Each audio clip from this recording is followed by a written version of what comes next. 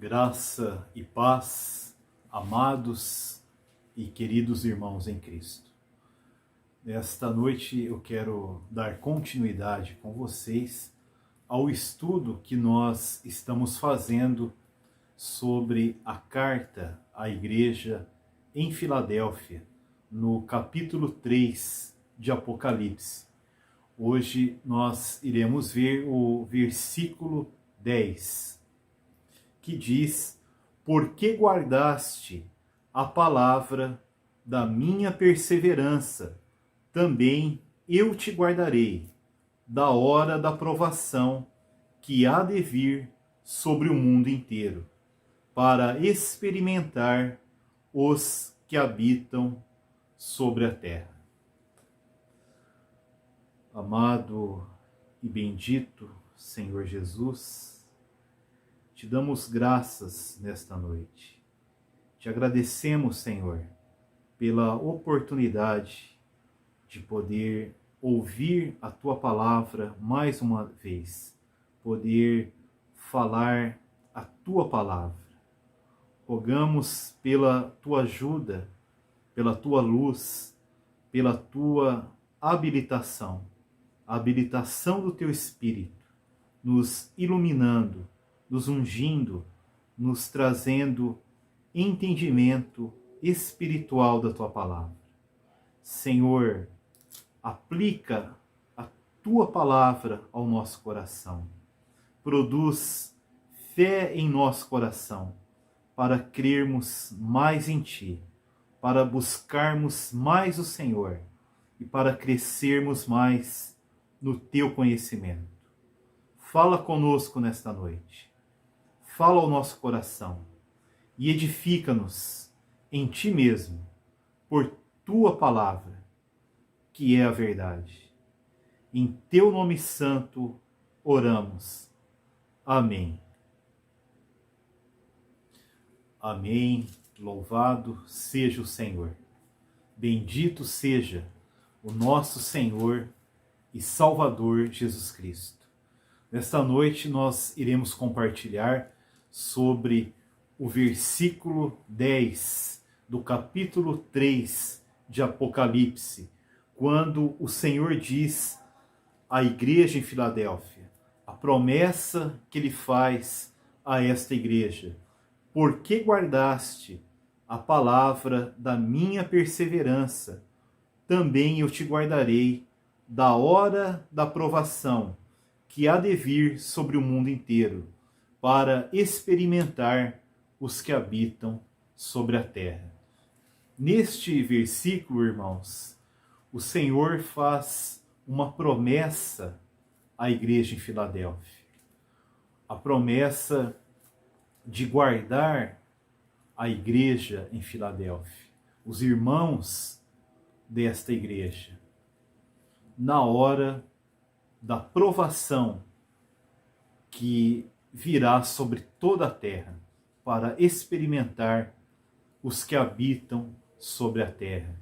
Aqui ele diz: por que guardaste a palavra da minha perseverança? É uma promessa feita sob uma condição. Um servo do Senhor, ele escreveu em um dos seus livros, há muitos anos atrás, que este arrebatamento pode ser considerado como o arrebatamento condicional, porque há uma condição aqui para que haja o arrebatamento desta igreja, antes da grande tribulação, antes da hora de provação que virá provar, experimentar os que habitam sobre a terra. Este versículo é a promessa de ser arrebatado antes da grande tribulação. Eu sei que há irmãos que pensam diferente, há outras correntes de pensamento, de ensino sobre este versículo, que dizem que o guardar aqui é ser guardado na hora da provação. não ser guardado da hora da provação, o que significa que nós estaríamos aqui no cenário, no contexto da grande tribulação, mas seríamos guardados, seríamos protegidos como em um abrigo, onde nada nos atingiria durante o período da grande tribulação, assim como o povo de Israel foi guardado no Egito durante as 10 pragas, quando nenhuma daquelas pragas atingiram o povo de Israel. Eu prefiro a primeira linha de pensamento, primeira linha de ensino que os irmãos mais antigos ensinaram para nós. Nós, pela graça de Deus, lemos, né? Já ouvimos mensagens sobre isso, muitos livros, muitas mensagens. Os irmãos mais antigos, a partir do século XIX até os nossos dias mais recentes, eles ensinam que esta é a promessa de ser arrebatado antes da grande tribulação, de ser retirado dessa cena, do cenário, do contexto da grande tribulação, por meio do arrebatamento, significando que a igreja não estará aqui neste momento. A igreja vencedora e triunfante, porque aqui há uma condição, um servo do Senhor, que hoje é um dos servos mais velhos na obra do Senhor, no ministério, que tem mais anos de atividade no serviço cristão. Ele escreve sobre isso em um dos seus livros. Ele diz que este é o arrebatamento condicional. Existe uma condição para ser arrebatado antes da grande tribulação, que é guardar a palavra da perseverança do Senhor. Vamos ler novamente? Porque guardaste a palavra da minha perseverança. Esta é a condição. E nós iremos ver outros versículos que mostram esse aspecto condicional, que nos traz a mesma impressão de que há uma condição para ser arrebatado na vinda do Senhor antes da grande tribulação. Vamos olhar Hebreus, no capítulo 10, versículo 37. Primeiramente, o versículo 37 de Hebreus, eu quero, a partir dele, unir com outro versículo. Então eu iniciarei com o versículo 37, depois nós iremos para Hebreus 9, 28.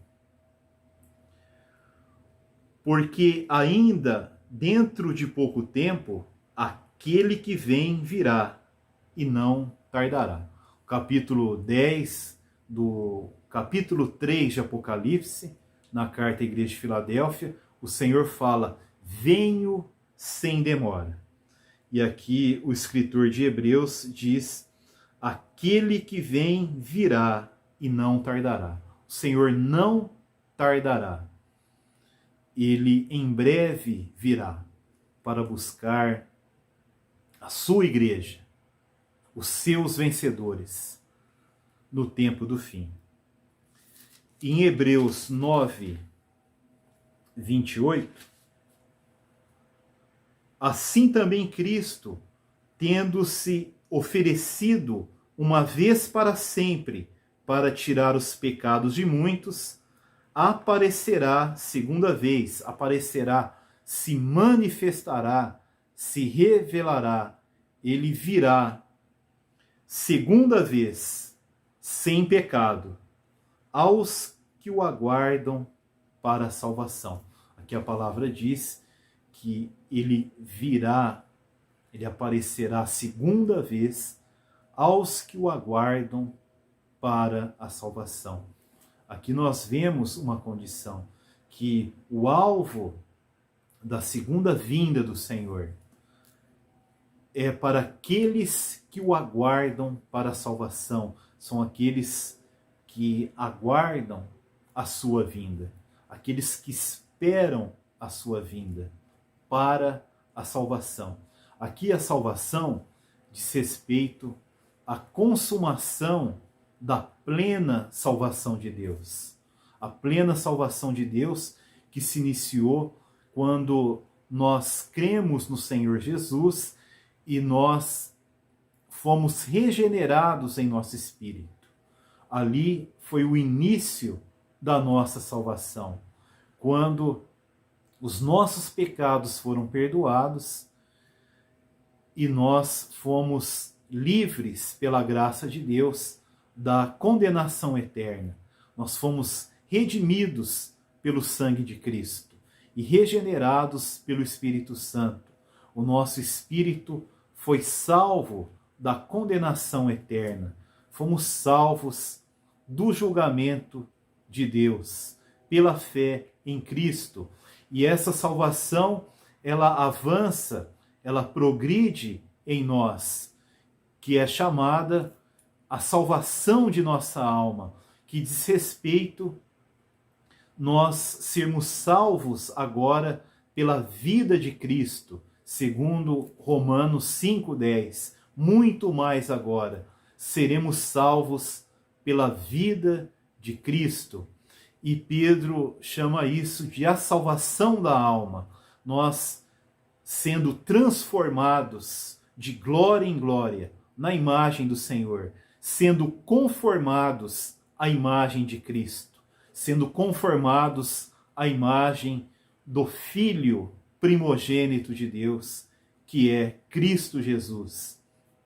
É o processo que ocorre agora em nossa vida cristã, em nossa caminhada com o Senhor, nossa caminhada em comunhão com os nossos amados irmãos, os santos em Cristo Jesus. E haverá a consumação da salvação de Deus, desta plena salvação de Deus, quando Cristo vier a segunda vez, quando ele aparecer a segunda vez, a nossa salvação será consumada, a plena salvação de Deus, que será a redenção dos nossos corpos, quando no arrebatamento os nossos corpos serem transfigurados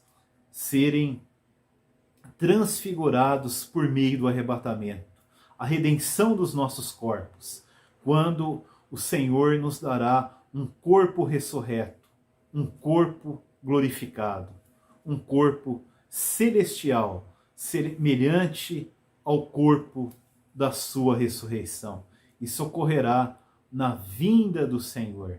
E o Senhor diz que essa segunda vinda, em breve ele virá para aqueles que o aguardam para a salvação, aqueles que estão nesse processo da salvação da alma, de serem transformados, conformados à imagem de Cristo. Eles têm essa espera pelo Senhor, eles aguardam pelo Senhor para terem a consumação da sua salvação, que é a redenção do nosso corpo, a transfiguração do nosso corpo, o nosso corpo se tornar um corpo ressurreto, um corpo glorificado, um corpo celestial, para estarmos para sempre com o Senhor, eternamente com Ele, num corpo de glória. Então eles o aguardam para esta salvação. Eles aguardam ardentemente, desejam ardentemente a volta do Senhor, a segunda vinda de Cristo, a revelação de Jesus Cristo, para a salvação, para a consumação da plena salvação de Deus, que será os corpos ressuscitados, glorificados, transfigurados, um corpo de glória, redimido, para estarmos para sempre com o Senhor. Então aqui, irmãos, nós vemos a condição, o objetivo dessa vinda é para aqueles que o aguardam, que têm essa esperança de se encontrar com Ele para a salvação, para serem plenamente salvos e estarem na presença dEle pelos séculos dos séculos. Amém. Nós podemos ver também em 1 Coríntios, capítulo 15, creio que nós podemos ver a partir do versículo 20.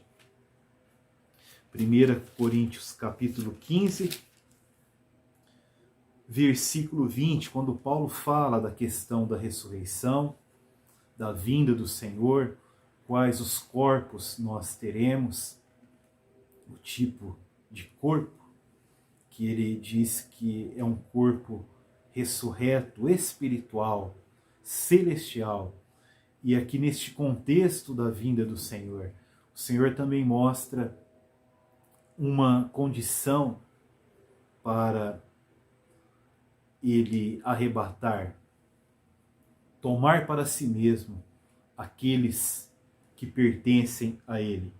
A partir do versículo 20, a palavra de Deus diz: mas de fato, Cristo ressuscitou dentre os mortos, sendo ele as primícias dos que dormem.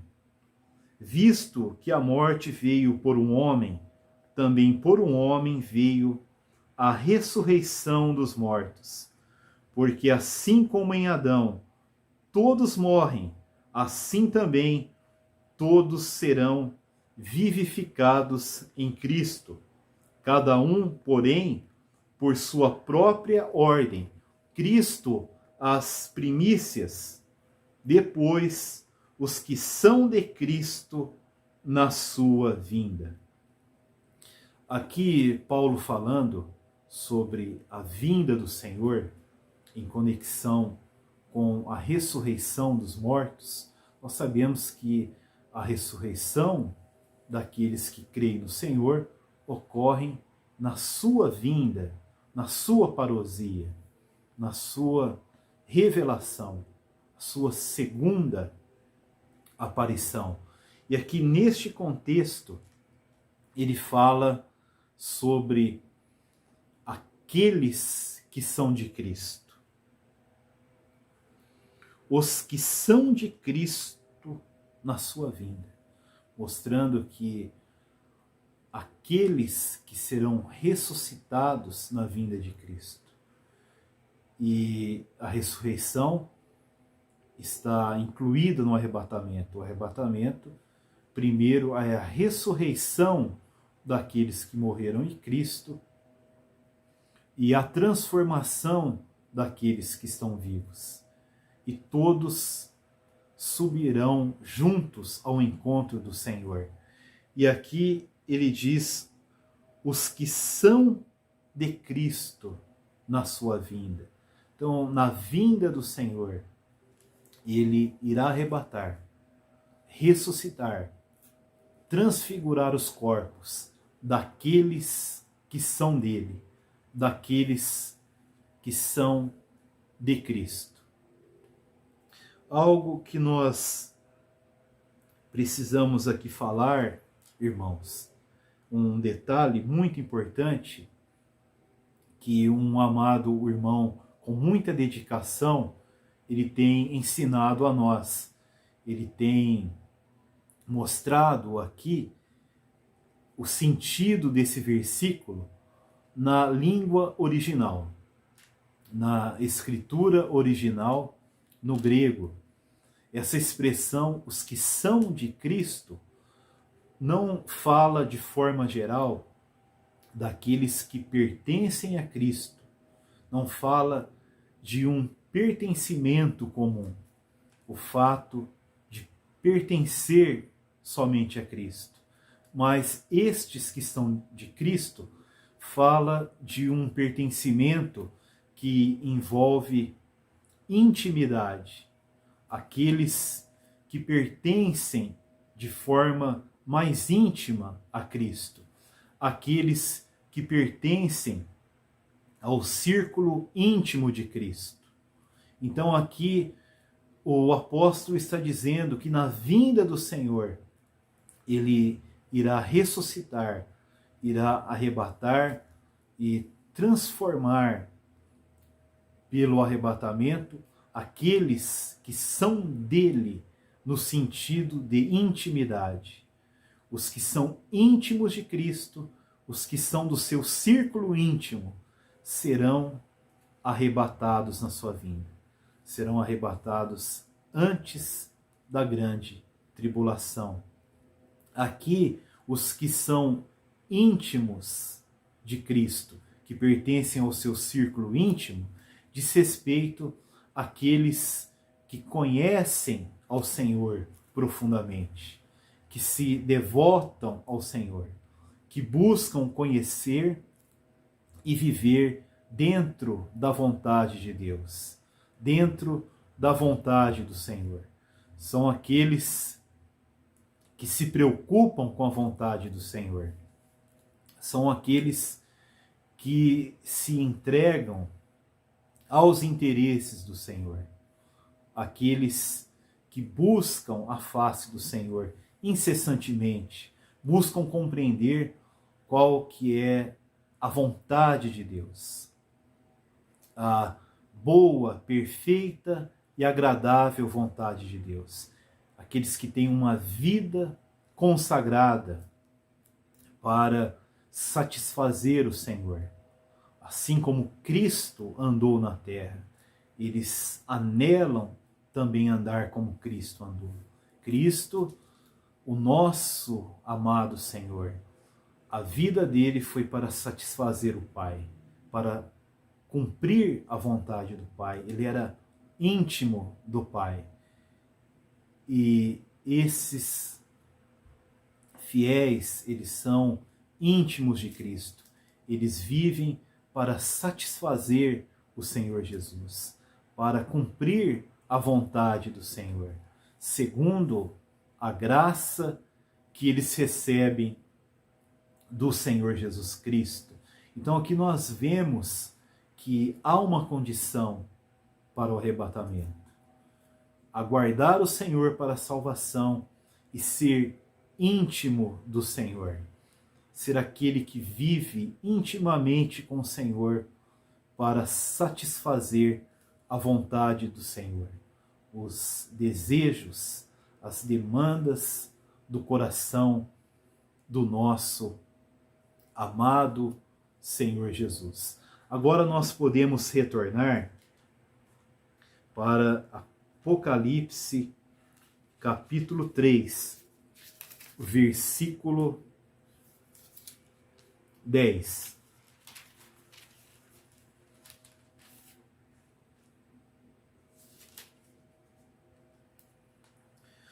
Por que guardaste a palavra da minha perseverança? Aqui é uma condição diferente, em um aspecto diferente, não somente de aguardar e ser íntimo do Senhor, mas de guardar a palavra da perseverança. É claro que somente aqueles que o aguardam para a salvação e são íntimos dele é que irão ter a graça, a força, o poder para guardar a palavra da perseverança do Senhor. Aqui a palavra da minha perseverança diz respeito a sofrer pacientemente pela palavra de Deus. Perseverança aqui não é apenas suportar, tolerar, persistência, né? Não é nesse sentido, mas a palavra da minha perseverança diz respeito a sofrer pacientemente pela palavra de Deus, sofrer pacientemente pelo testemunho do Senhor, sofrer pacientemente pelo reino de Deus. O nosso Senhor, quando esteve na terra, ele sofreu pacientemente, ele perseverou, sofrendo pacientemente pela palavra de Deus, pela palavra do Pai, pelo testemunho de Deus, para o cumprimento da vontade de Deus. Por causa do reino de Deus, o Senhor, ele andou em sofrimentos na terra e sofreu pacientemente, humildemente, com mansidão, por causa do reino de Deus, por causa da palavra de Deus, para cumprir a vontade do Pai nesta terra. E nós podemos conectar, irmãos, esta palavra com um outro versículo no capítulo 1 de Apocalipse, o versículo 9, onde João fala também de perseverança. O versículo 9 do capítulo 1, João diz: Eu, João, irmão vosso e companheiro na tribulação, no reino e na perseverança em Jesus. João fala que ele era companheiro dos irmãos na tribulação, no reino e na perseverança em Jesus. O título, o termo Jesus, o nome Jesus, fala sobre a humanidade de Cristo, a vida humana que ele teve na terra. Fala dos dias da sua humanidade, os dias de sofrimento paciente, perseverante, pelo reino de Deus. Aqui ele diz sobre tribulação. A palavra da perseverança hoje do Senhor é passar por tribulações, por sofrimentos, angústias, por causa do reino de Deus, por causa do testemunho do Senhor. Achei-me na ilha chamada Patmos, por causa da palavra de Deus e do testemunho de Jesus. João se encontrava na ilha de Patmos, em uma prisão, por causa da palavra de Deus e do testemunho de Jesus. O Senhor nos mostra que nós precisamos ter a mesma perseverança que ele teve. Perseverar na palavra dele, na palavra que envolve o seu reino, o seu testemunho. E João era irmão nosso e companheiro na tribulação e no reino. Ele viveu essa perseverança. Ele passou por tribulações pacientemente, com longanimidade, por causa do reino de Deus e do testemunho de Jesus. E em Atos, Paulo, ele exortou os discípulos que por meio de muitas tribulações vós entrareis no reino de Deus. Para nós entrarmos no reino de Deus, herdarmos o reino de Deus, passaremos por muitas tribulações, muitas situações angustiantes, por causa da palavra do Senhor, a palavra da perseverança do Senhor. Nós passaremos por sofrimentos e nós precisamos da graça do Senhor, rogar pela graça de Deus para que sejamos longânimos, tenhamos um longo ânimo, tenhamos uma paciência para perseverar, para suportar pacientemente essas tribulações, os sofrimentos por causa do reino de Deus e do testemunho de Jesus, os sofrimentos por causa da palavra de Deus. Louvado seja o Senhor, bendito seja o Senhor. Então nós vemos, irmãos, essa condição, guardarmos a palavra da sua perseverança, vivermos como o Senhor viveu nesta terra, uma vida que sofria pacientemente pela palavra de Deus, pelo reino de Deus e pelo testemunho de Deus. Porque guardaste a palavra da minha perseverança, também eu te guardarei da hora da provação que há de vir sobre o mundo inteiro, para experimentar os que habitam na terra. Louvado seja o Senhor, porque Ele tem uma promessa para nós, uma promessa clara, sob uma condição, de guardarmos a palavra da sua perseverança, sermos companheiros na tribulação, no reino, em Jesus. Louvado seja o Senhor.